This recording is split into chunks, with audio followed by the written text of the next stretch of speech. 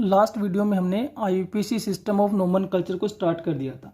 IUPAC naming में हमने last video में पढ़ा था कि इसके तीन इंपॉर्टेंट पार्ट होते हैं, यानी कि आईयूपीएसी नेम के तीन इंपॉर्टेंट पार्ट होते हैं, जिसमें एक आपने का वर्ड रूट, दूसरा था सफिक्स एंड तीसरा था प्रेफिक्स, और उन सबको हमने वहाँ पढ़ लिया था। और उसके बाद हमने एक ऑर्डर बनाया था कि इस ऑर्डर में नेमिंग होगी, तो वो ऑर्डर हमने लिख रखा है 2 degree prefix, 1 degree prefix, word root, 1 degree suffix and 2 degree suffix. तो ये सीक्वेंस बन गई। अब देखिए मैं आपको थोड़ा बता देता हूँ कि किसी भी ऑर्गेनिक कंपाउंड का जब आप आईयूपीएसी नेम बनाएंगे, है ना, तो उसमें पहला स्टेप क्या होगा, फर्स्ट स्टेप क्या होगा। तो किसी भी ऑर्गेनिक कंपाउंड के आईयूपीएसी नोमेनक्लेचर में जो पहला स्टेप है वो है वर्ड रूट।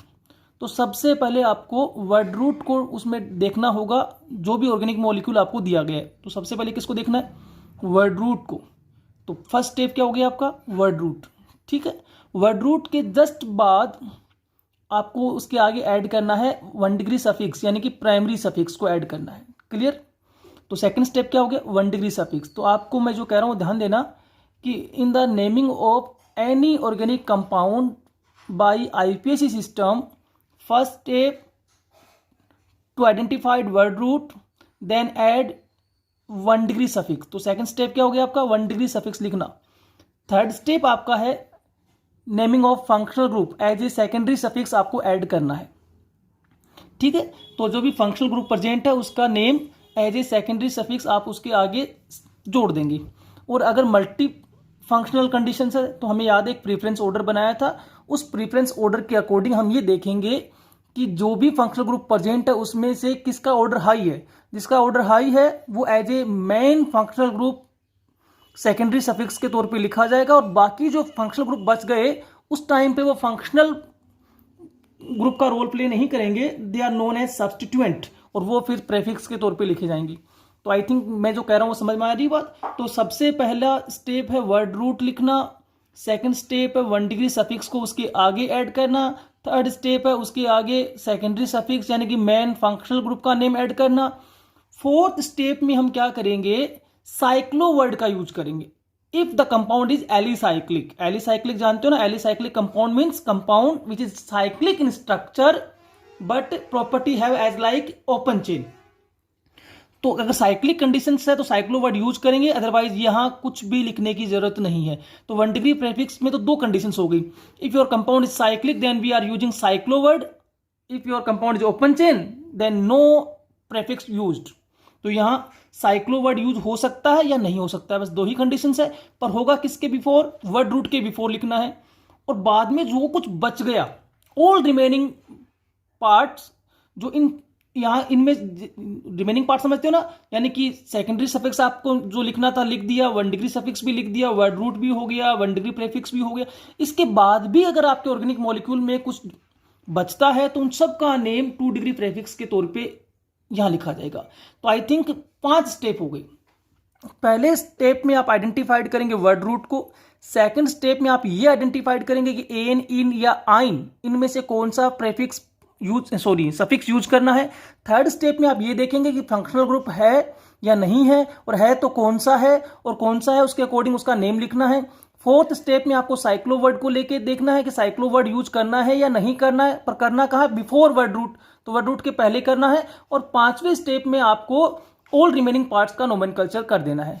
तो ठीक है, हाँ ये क्लियर है कि नेमिंग जब आप देखेंगे, नेम बना देंगे तो लेफ्ट टू राइट चले, ऐसे लेफ्ट टू राइट चलेंगे तो सबसे पहले किसके नेम देखने को मिलेंगे, सब्स्टिट्यूएंट ग्रुप्स के, जो प्रेफिक्स के तौर पे लिखा गया, फिर 1 डिग्री प्रेफिक्स का, फिर वर्ड रूट का, फिर 1 डिग्री सफिक्स का, और फाइनली सबसे आगे 2 डिग्री सफिक्स का। क्लियर होगी बात। पर हाँ एक दो बातें मैं आपको फिर थोड़ा सा रिवाइज कर दूं कि वर्ड रूट जो होता है वो पेरेंट चेन में प्रेजेंट, प्रिंसिपल चेन में present number of carbon atoms को इंडिकेट करता है कि प्रिंसिपल चेन में कितने number of carbon atom present है। और नंबर ऑफ कार्बन एटम्स को हम मैथ, एथ, प्रो, ब्यूट इस लैंग्वेज में लिखते हैं। तो ये वर्ड रूट का नेमिंग हो गया। 1 डिग्री सफिक्स के तौर पे हम 3 ही सफिक्स यूज करते हैं, एन, इन और आइन। इसमें से कोई एक यूज कर रहे हैं अपन। अगर सैचुरेटेड कंडीशंस है, कार्बन कार्बन के बीच सिंगल बॉन्ड्स है तो एन, डबल बॉन्ड्स की कंडीशंस होने पर इन, ट्रिपल बॉन्ड की कंडीशंस होने पर आइन। और यदि डबल बॉन्ड्स या ट्रिपल बॉन्ड्स नंबर में ज्यादा है 2, 3, 4, 5, तो then we are using di, tri, tetra etcetera. ठीक है, सेकेंडरी सफिक्स के तौर पे नाम लिखा जाएगा फंक्शनल ग्रुप का। यहां एक इंपॉर्टेंट बात है कि अगर एक ही फंक्शनल ग्रुप प्रेजेंट है in their organic compounds, only single functional group is present, then it is main, वही मेन होगा और उसका नाम सेकेंडरी सफिक्स के तौर पे ही लिखा जाएगा। But in case of multi functional conditions हमें किसी एक को मेन फंक्शनल ग्रुप मानना है, किसी एक को, और वो किसको मानेंगे? जो प्रेफरेंस ऑर्डर में ऊपर आएगा, हायर पोजीशन पे होगा, और वो हमारे लिए मेन फंक्शनल ग्रुप होगा और उसका नाम सेकेंडरी सफिक्स के तौर पर प्राइमरी सफिक्स के आगे ऐड कर देंगे। पर प्रश्न बनता है कि जो रिमेनिंग फंक्शनल ग्रुप्स हैं उनका क्या करें? तो उस टाइम पर वो जो रिमेनिंग फंक्शनल ग्रुप्स हैं वो फंक्शनल ग्रुप नहीं रहेंगे, they are calling substituent, and substituents का नेम लिखा जाएगा 2 डिग्री प्रेफिक्स के अकॉर्डिंग। सबसे पहले है ना, पीछे 1 डिग्री प्रेफिक्स में आपको पता ही साइक्लो वर्ड यूज करना है, अगर साइक्लिक कंपाउंड है, अगर नहीं है तो 1 डिग्री प्रेफिक्स कुछ नहीं लिखा जाएगा। 2 डिग्री प्रेफिक्स में जितने भी साइड चेन या सब्स्टिट्यूएंट बच गए, देखिए साइड चेन का मतलब होता है कि मेन चेन जो आपने सेलेक्ट की है, जो पेरेंट चेन सेलेक्ट की है, उस चेन के अलावा अगर कोई कार्बन चेन लगी हुई है ब्रांच के तौर पर, साइड से निकल रही है, तो वो साइड चेन है, उसका भी नेमिंग सब्स्टिट्यूएंट मानकर सेकेंडरी प्रेफिक्स के साथ ही किया जाएगा। तो ये क्लियर हो गई बातें। तो नेमिंग में आपको ध्यान रखना है, एक सबसे पहला काम आपको एक पेरेंट चेन सेलेक्ट करना होगा, यस और नो। तो सबसे पहले पेरेंट चेन को सिलेक्ट करेंगे ताकि वर्ड रूट मिले। उसके बाद हमें यह देखना होगा कि सिंगल बॉन्ड कंडीशन है या डबल है या ट्रिपल है, तो उस बिहाफ पर एन इन आइन लिखा जाएगा। फिर देखना होगा कि कोई फंक्शनल ग्रुप प्रेजेंट है, यदि प्रेजेंट है तो सेकेंडरी सफिक्स लिखना होगा। फिर देखेंगे कि साइक्लिक है या ए साइक्लिक है, उस लिहाज से साइक्लो का यूज करना है कि नहीं करना है, वो बिफोर वर्ड रूट करना है आपको। फिर हम देखेंगे कि पेरेंट चेन को सिलेक्ट करने के बाद भी कोई ग्रुप, कोई कार्बन चेन बची हुई है क्या, और यदि हाँ तो उसका नाम सेकेंडरी प्रेफिक्स के तौर पे लिख दिया जाएगा। ये सब हमने लास्ट वीडियो में पढ़ लिया था। आज हम क्या कर रहे हैं, कुछ सब्स्टिट्यूएंट ग्रुप्स को जान रहे हैं जो जनरली यूज होने वाले हैं और उनका नाम क्या लिखा जाएगा। तो ये हमें इस टेबल में अपने को देखना है कि कौन कौन से साइड ग्रुप्स हैं, सब्स्टिट्यूएंट ग्रुप्स हैं, और उनके एज ए सेकेंडरी प्रेफिक्स क्या नाम लिखे जाएंगे। ठीक है, तो सबसे पहले देखते हैं अक्स। अक्स रिप्रेजेंट करता है हेलोजेंस को। एक्स जो है वो किसको रिप्रेजेंट करता है? हेलोजेंस को। तो उसका प्रेफिक्स के तौर पे नाम लिख दिया मैंने हेलो। हेलो तो एफ अगर दिखाई दे तो फ्लोरो, सीएल को क्लोरो, बीआर को ब्रोमो, आई को आइडू। क्लियर? पर ये कहां लिखे जाएंगे? यहां सेकेंडरी प्रेफिक्स की बात की जा रही है। तो हम लोग आज उन ग्रुप्स को पढ़ रहे हैं जिनका नेमिंग सेकेंडरी प्रेफिक्स के तौर पे करना हो तो कैसे करेंगे। ठीक है, तो एक्स जो है वो रिप्रेजेंटेशन है हेलोजन का और उसका नेमिंग हो गया हेलो। इस लिहाज से एफ का फ्लोरो, सीएल का क्लोरो, बीआर का ब्रोमो, आई का आइडो। अब आते हैं NO2। NO2 जो है उसका भी कोई सफिक्स नहीं होता है, मैं क्लियर कर दूं, NO2 कोई सफिक्स नहीं होता है, उसका प्रेफिक्स के तौर पे ही लिखना होगा और नेम होगा नाइट्रो। ठीक है, क्या हो जाएगा? नाइट्रो। क्लियर होगी बात? ये है OR और ये इंटरेस्टेड है OR का मतलब O के आगे, ऑक्सीजन के आगे कोई alkyl group CH3, C2H5, C3H7 etcetera etcetera जुड़ा हुआ है, तो इसका नेम करेंगे एल्कोक्सी। एल्कोक्सी को अगर आप ध्यान से पढ़ें, एल्कोक्सी जो है वो किससे बना है भाई? Elk plus oxy. आपको यही समझना है कि OR को क्या लिखना है? As a secondary suffix alkoxy. अगर ये सेकेंडरी सफिक्स की फॉर्म में हो तब की बात है ना। एल्कोक्सी, और एल्कोक्सी किससे बना है? Elk plus oxy. अब एल्क जो होता है ALK, याद रखना कहीं भी मिल जाए, एल्क रिप्रेजेंट करता है नंबर ऑफ कार्बन को। ठीक है, एल्क जो है वो किसको रिप्रेजेंट करता है? नंबर ऑफ कार्बन को। नंबर ऑफ कार्बन को हम लोग रिप्रेजेंट करते हैं मैथ, एथ, प्रोप, ब्यूट से। तो एक्चुअल में एल्क है नंबरिंग ऑफ कार्बन। आपको देखना है कितने कार्बन है और उस हिसाब से एल्क का नाम हो जाएगा। मैथ हो सकता है, एथ हो जाए, प्रोप हो जाए, ब्यूट हो जाए, वो तो नंबर ऑफ कार्बन पे डिपेंड करेगा। जैसे देखिए यहां देखिए मैंने क्या किया, R की जगह CH3 लिख दिया। अब CH3 में कितने कार्बन है? एक कार्बन को क्या बोलते हो? मैथ। तो एल की जगह हो गया मैथ, आगे जोड़ना है ऑक्सी, तो मैथ प्लस ऑक्सी मैथोक्सी।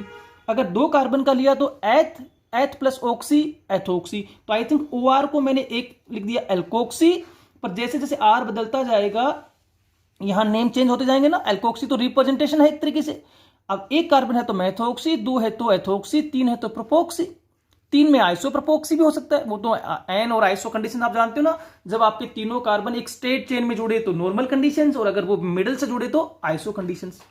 अब आते हैं हम यहाँ आर। आर किसको रिप्रेजेंट करता है? एल्किल ग्रुप को।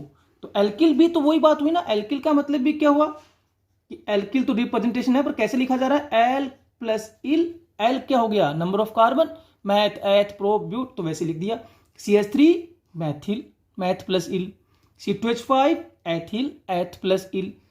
CH2 CH2 CH3, how many carbon? 3। 3 means prop, prop plus yl, propyl. और ये स्ट्रेट चेन है तो एन प्रोपिल। याद रखना, स्ट्रेट चेन की वजह से मैंने इसको क्या कहा? N propyl.